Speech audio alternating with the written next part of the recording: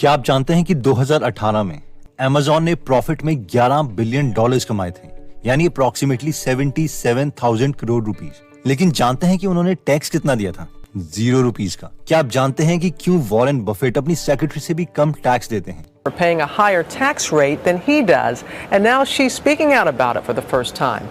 और क्या आपको ये पता है कि मार्क ज़करबर्ग और इलॉन मस्क, जिनके पास कई लाख करोड़ रुपए हैं, उन्होंने क्यों घर लोन पे लिए? डोंट वरी, आज इस वीडियो में हम यही देखेंगे कि ये अमीर लोग किस तरीके से टैक्स सेविंग्स करते हैं, जो बेचारे अपर मिडिल क्लास और पुअर लोग नहीं कर पाते। लेकिन इस वीडियो के बाद हम भी सीख लेंगे कि हम कैसे टैक्स सेव कर सकते हैं, obviously legally. So let's start my dear brothers and sisters. सबसे पहला पॉइंट कहता है डिवाइड एंड रूल। मान लीजिए आपकी कंपनी साल के 1 करोड़ रुपए का रेवेन्यू जनरेट करती है और उसमें से आपको प्रॉफिट होता है 20% का, यानी 20 लाख रुपए। अब अगर आप इस पर नॉर्मल टैक्स पे करते हैं तो आपकी फर्म को अप्रोक्सीमेटली 5.5 लाख रुपए का टैक्स पे करना पड़ेगा। लेकिन अगर आप इस इनकम को डिवाइड कर देते हैं, for example as a family business show करते हैं, जहां पर आपके 4 फैमिली मेंबर्स आपका बिजनेस रन करने में हेल्प कर रहे हैं, जैसे कि मदर अकाउंट्स में, सिस्टर मैनेज करने में एक्सेट्रा, और आप इन्हें हर मंथ 42,000 की सैलरी के आसपास देते हैं, तो आपके हर एक फैमिली मेंबर की एनुअल सैलरी बनेगी 5 लाख के करीब। यानी आपकी फैमिली को आपके समेत 20 लाख रुपए मिल जाएंगे एज अ सैलरी, और आपकी कंपनी की इनकम हो जाएगी ₹0, और आपके किसी भी फैमिली मेंबर को टैक्स नहीं देना पड़ेगा, क्योंकि सरकार के अकॉर्डिंग वो लोअर टैक्स ब्रैकेट में है। अब अगर आप इन एडिशन अपने फैमिली मेंबर्स को ATC, ATDD जैसे डिडक्शन दिलवा देते हो, तो आपकी कंपनी और आपकी फैमिली मेंबर को 20 लाख से भी कहीं ज्यादा पर कोई भी टैक्स नहीं देना पड़ेगा। अब आप में से कई लोग सोच रहे होंगे कि सर हम तो बिलियनर की बात कर रहे थे, यहाँ पर तो सिर्फ 1-2 करोड़ की बात हो रही है। कोई बात नहीं, सब्र करो, सब्र का फल गीगल होता है। नेक्स्ट ट्रिक जो अमीर लोग टैक्स से बचने के लिए यूज करते हैं वो है एक्सपेंसेस। देखिए, एक सैलरीड पर्सन टैक्स देता है अपनी इनकम पर, और फिर बेचारे के पास कुछ पैसे बचते हैं खर्च करने के लिए। लेकिन एक बिजनेस पहले खर्चे करता है, यानी एक्सपेंसेस करता है, और फिर उसके बाद टैक्स देता है, और इस सीक्वेंस की वजह से ही एक अमीर और ज्यादा अमीर होता रहता है। अब मान लीजिए कि आपका बिजनेस 1 करोड़ रुपए साल का कमाता है, लेकिन आपका प्रॉफिट है 40%। It's just a hypothetical example, emotional मत होना प्रॉफिट परसेंटेज को लेके। एनीवेज, इसका मतलब है कि साल के आप कमा रहे हो 40 लाख रुपए। होगा ये कि जब भी आप बिजनेस चला रहे होंगे तो ऑब्वियसली जिस रूम में आप बैठोगे उस रूम में एसी तो ऑन करोगे ही। अब अगर आप किसी के साथ बिजनेस मीटिंग के लिए जाओगे तो ऑब्वियसली कार में पेट्रोल तो भरवाओगे ही। घर का कोई रूम अगर आप बिजनेस पर्पज के लिए यूज कर रहे हो तो ऑब्वियसली उस रूम का रेंट भी आपका बिजनेस ही पे करेगा। अब कभी आप अपनी बिजनेस स्किल को इम्प्रूव करने के लिए आपको फॉरेन जाना पड़ा तो ये भी आपका बिजनेस ही पे करेगा। अब अगर आप फ्लाइट में टाइट होकर नहीं बैठना चाहते तो ऑब्वियसली आप बिजनेस क्लास ही ट्रेवल करोगे, तो ये भी एज एन एक्सपेंस आपका बिजनेस ही पे करेगा। बिजनेस मीटिंग्स अगर आप 5 स्टार होटल में करोगे तो वो भी बिजनेस ही पे करेगा। तो अब आपका प्रॉफिट 40% से दोबारा से 20% हो जाएगा, यानी अगेन 20 लाख। अब पहला रूल तो आपको पता ही है, डिवाइड एंड रूल। इसके बाद अमीर लोग इस 20 लाख रुपए में डिवाइड एंड रूल यूज करेंगे और बस आप टैक्स फ्री हो गए। Jokes apart, the goal is to align your personal goals with your business goals. अगर हमें बिजनेस की गेम में बहुत मजा आ रहा है तो आपका हर एक एक्सपेंस डिडक्ट किया जा सकता है, क्योंकि आपका मैक्सिमम खर्चा बिजनेस का ही खर्चा होगा, और ये बहुत ही कॉमन है बिजनेस में। And I hope you got the point. Next rule कहता है hide your wealth in stocks. कई लोगों के मन में ये सवाल आता है कि जेफ बेजोस जैसे बिलियनर्स बहुत ज्यादा सैलरी नहीं लेते, लेकिन फिर भी वो इतने अमीर हैं, कैसे? एक्चुअली में होता यह है कि गवर्नमेंट किसी भी बिजनेस पर टैक्स तब लगाती है जब वो अपनी कंपनी से पैसे निकालता है, जैसे कि अपनी कंपनी के शेयर्स बेच के। तो इससे बचने के लिए अमीर लोग करते क्या हैं कि वो अपनी कंपनी के पैसे कभी निकालते ही नहीं, वो उसी बिजनेस में री इन्वेस्ट करते रहते हैं, जिससे उनकी वेल्थ और बढ़ती रहती है, यानी उनकी कंपनी के शेयर्स का प्राइस बढ़ता रहता है और वो बहुत अमीर होते रहते हैं। अब आप में से कई लोग सोच रहे होंगे कि ऐसे पैसों का क्या फायदा जिसे हम निकाल ही ना पाए। मुझे तो गाड़ी चाहिए, बंगला चाहिए, वेकेशन चाहिए, अच्छे रेस्टोरेंट में खाना चाहिए। तो नो वरीज, आप पिछला रूल यूज कर सकते हैं कि सब खर्चा कंपनी के नाम पर और कंपनी आपके नाम पर। अगर फिर भी आपको अपने ही नाम पर कोई अच्छा सा घर चाहिए तो अपने कुछ कंपनी के शेयर्स बेच दो और उसमें थोड़ा सा टैक्स दो और घर खरीद लो, जैसे कि जेफ बेजोस ने कैलिफोर्निया में अपने लिए नया घर खरीदा, बस यही कोई 1150 करोड़ रुपए का। 65 million for the palatial estate, but it's now worth at least 175 million. और यही रीजन है कि इलॉन मस्क जैसे बिलियनर्स भी ऑलमोस्ट 0 सैलरी ही देते हैं, क्योंकि वो सब अपनी वेल्थ को अपनी कंपनी के शेयर्स की फॉर्म में ही रखते हैं, जिसमें कोई टैक्स नहीं लगता जब तक आप शेयर बेचो ना। अमीर लोग ट्रिक यूज करते हैं, वो है reducing your taxes in other locations. इस लॉ के अकॉर्डिंग कंपनीज कम टैक्स देने के लिए ऐसी जगह सब्सिडरी कंपनीज खोलती हैं जहां पर टैक्स का रेट ही कम हो।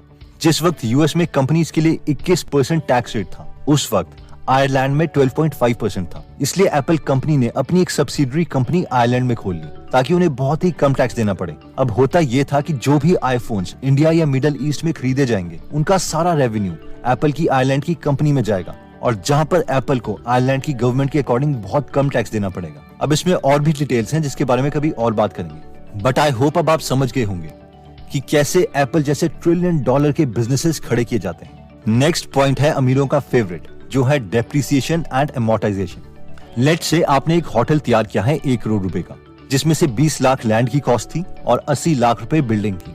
तो ऑब्वियसली अब आप सोच रहे होंगे कि क्या एज अ बिजनेसमैन आपको इस खर्चे पर भी कोई टैक्स रिबेट मिलेगी, और जैसे कि आपने गेस किया, यस मिलेगी, लेकिन पूरी 1 करोड़ रुपए पर नहीं, लेकिन 80 लाख रुपए मिलेगी, जो कि बिल्डिंग की कॉस्ट है। और वो 80 लाख रुपए की रिबेट किश्तों में मिलेगी। किश्तों में इसलिए क्योंकि लॉ की नजरों में बिल्डिंग धीरे धीरे डेप्रिशिएट होगी, इसलिए अगले 10 सालों तक 10% के हिसाब से हर साल आप 8 लाख रुपए अपनी टैक्सेबल इनकम से कम करवा सकते हो। है ना मैजिक?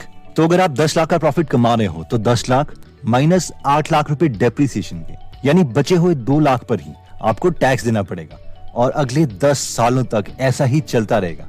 अब जैसे कि बिल्डिंग्स, मशीनरी, फर्नीचर खरीदने पर गवर्नमेंट हमें डेप्रिसिएशन से टैक्स रिबेट मिलता है, वैसे ही एग्जैक्टली अगर हम कोई सॉफ्टवेयर खरीदते हैं तो हमें टैक्स रिबेट मिलता है, जिसे अमोर्टाइजेशन कहते हैं। और ये है अमीरों की कंपनीज का एक और रूल जो वो यूज करते हैं। नेक्स्ट मोस्ट इंपॉर्टेंट ट्रिक जो अमीर लोग यूज करते हैं वो है using loan as the leverage. जुलाई 2012 में मार्क जकरबर्ग ने पोलो ऑल्टो में 40 करोड़ का घर लिया, लेकिन लोन पर, जबकि उस वक्त मार्क जकरबर्ग दुनिया के 40वें सबसे अमीर इंसान थे और उनकी नेटवर्थ 1 लाख करोड़ रुपए के आसपास थी। और इसी तरीके से इवन इलॉन मस्क ने भी अपने $61 मिलियन घर के लिए लोन लिया। अगर ये दोनों चाहते तो एक झटके में ही फुल पेमेंट कर सकते थे और ना जाने कितने ऐसे घर ले सकते, पर इन्होंने ऐसा नहीं किया। और सवाल है क्यों? इसके 2 रीजन हैं। रीजन 1, कोई भी अमीर इंसान खुद से पैसे नहीं लगाना चाहता, स्पेशली जब उसे पता है कि वो उन्हीं पैसों को अपने बिजनेस में बैंक रेट के इंटरेस्ट के कंपैरेटिवली बहुत जल्दी ग्रो कर सकता है। इसका दूसरा रीजन है इंटरेस्ट रेट। बैंक्स इन अमीरों को कम इंटरेस्ट रेट्स में लोन दे देती है, जितना कि वो आपको और मुझे नहीं देंगी, क्योंकि ऑब्वियसली इनकी रीपेइंग कैपेसिटी ज्यादा है। और ऑब्वियसली हर एक बैंक यही चाहता है कि ये लोग अपने बिजनेस और अपने पर्सनल चीजों के लिए उन्हीं के बैंक से लोन लें, ना कि उनके कॉम्पिटिटर्स से। अब क्योंकि इन्हें कम इंटरेस्ट रेट मिल रहा है, जितना कि इन्फ्लेशन रेट भी नहीं है, इसीलिए ये ऑलमोस्ट फ्री मनी है। हमें से जो लोग एम्प्लॉइज हैं यानी सैलरीड पर्सन हैं, वो लोग सोच रहे होंगे कि हम इनमें से कितने टैक्स लॉस यूज कर सकते हैं टैक्स से बचने के लिए। तो आंसर इज 0। एम्प्लॉय पर्सन के लिए ज्यादा टैक्स रिबेट्स नहीं है, बस वही ATC, ATDD जैसे स्टैंडर्ड टैक्स डिडक्शंस जो हर YouTube वीडियो में दिए गए हैं। ये सारे टैक्स रिबेट्स सिर्फ बिजनेसेस और एक्टिव इन्वेस्टर्स के लिए हैं, क्योंकि गवर्नमेंट चाहती है कि बिजनेसेस जॉब क्रिएट करें। तो एक बार हम रिवाइज कर लेते हैं कि इस वीडियो में हमने क्या क्या देखा जिससे मोस्ट वेल्दी लोग टैक्स से बच सकते हैं। सबसे पहले हमने देखा था डिवाइड एंड रूल, यानी अगर आप अपने बिजनेस को फैमिली बिजनेस बना देते हो तो आप ऑलमोस्ट 0 टैक्स दे सकते हो। इसके लिए आपको सबको उतनी ही सैलरी देनी पड़ेगी ताकि टैक्स ब्रैकेट में उन्हें मिनिमम टैक्स देना पड़े।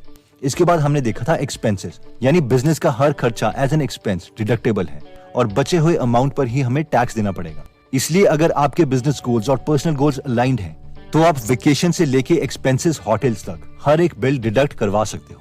नेक्स्ट हमने देखा था कि rich people hide there wealth in stocks, यानी वो अपने बिजनेस से कैश तभी निकालते हैं जब बहुत जरूरत हो, वरना वो उसे बिजनेस में ही रखते हैं और बिजनेस का साइज बढ़ता रहता है।